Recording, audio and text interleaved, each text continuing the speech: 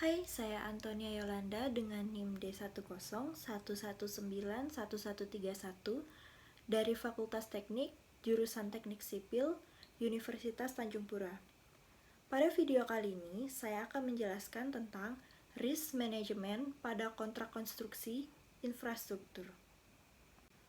Manajemen risiko atau risk management terdiri dari serangkaian proses yang dirancang untuk mengidentifikasi, menilai, dan memprioritaskan risiko sedini mungkin, dan untuk menetapkan tindakan apa yang dapat diambil untuk mengurangi dan menghilangkannya. Secara garis besarnya, kenapa manajemen risiko itu penting? Yaitu untuk mengurangi sengketa dan memaksimalkan kinerja operasional dan finansial di sebuah perusahaan, sekaligus untuk mengurangi risiko finansial dan legal. Nah, kemudian apa sih tujuan dari manajemen risiko itu? Tujuannya adalah untuk meminimalkan kerugian dan meningkatkan kesempatan atau peluang di suatu perusahaan.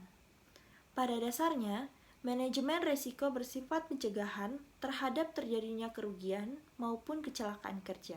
Karena itu, diperlukannya risk culture. Apa sih risk culture itu? Risk culture adalah suatu budaya perusahaan yang dalam segala keputusan maupun pelaksanaannya selalu mempertimbangkan berbagai faktor risiko dan mengambil langkah-langkah mitigasi yang diperlukan. Jika dalam diri sudah ada risk culture, otomatis di dalam setiap mengambil keputusan sudah mempertimbangkan risikonya. Dan risk culture ini harus ditumbuhkan oleh atasan yang ada di perusahaan ke bawahannya, karena akan sulit jika hal ini tidak dimulai dari atasan. Sebelumnya sudah dijelaskan bahwa risk management adalah suatu proses di mana yang pertama adalah identifikasi, kemudian kita menilai risiko sedini mungkin, dan menentukan langkah menguranginya. Ini adalah langkah fundamental dalam risk management. Yang pertama, identifikasi. Yang kedua, kita menilai risikonya. Lalu yang ketiga, kita buat analisa untuk memprioritaskan risiko. Baru kemudian langkahnya untuk menghilangkan atau mengurangi risiko tersebut. Nah, apa saja risiko perusahaan? Risiko perusahaan secara garis besar dapat kita lihat di slide berikut ini. Yang pertama ada risiko bisnis, contohnya seperti loss opportunity. Yang kedua ada risiko keuangan, contohnya seperti perubahan pajak. Yang ketiga, risiko pasar, bisa karena globalisasi dan lain sebagainya. Keempat, ada risiko reputasi, ini lebih ke sengketa. Kelima, ada risiko operasional, contohnya seperti risiko konstruksi dan sebagainya. Dan yang keenam, ada risiko hukum, di mana seperti aturan perundang-undangan dan kontrak.